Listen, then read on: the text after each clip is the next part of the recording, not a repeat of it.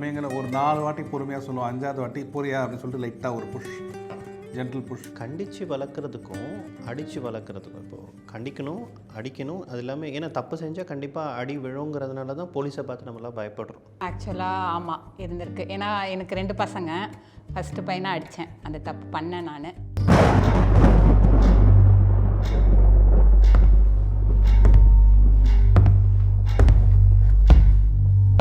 யார் செஞ்ச வேலை இது? என்னாச்சு இப்போ? கேட்டுதானே இருக்கிறேன். பார்க்கணுன்னு தோணுது. ஏன்னா அந்த கேரக்டரில் இருக்கிறவர் வந்து 50% ஆஃப் மீ. அப்யூசிவ் பேரண்டிங்க்கும் ஸ்ட்ரிக்ட் பேரண்டிங்க்கும் வித்தியாசம் இருக்குல்ல. இது அப்யூசிவ் பேரண்டிங்கில் வரும். இந்த மாதிரி யாருமே இருக்கக்கூடாதுன்றது தான் என்னுடைய பெர்ஸ்பெக்டிவாக இருக்கும். கண்டிப்பாக. ஏன்னா இது வந்து ஒரு பசங்களை பற்றி பேரண்ட்ஸ் பற்றி இருக்கனால நானே ஒரு பேரண்ட்னால கண்டிப்பாக நான் பார்ப்பேன் நான்.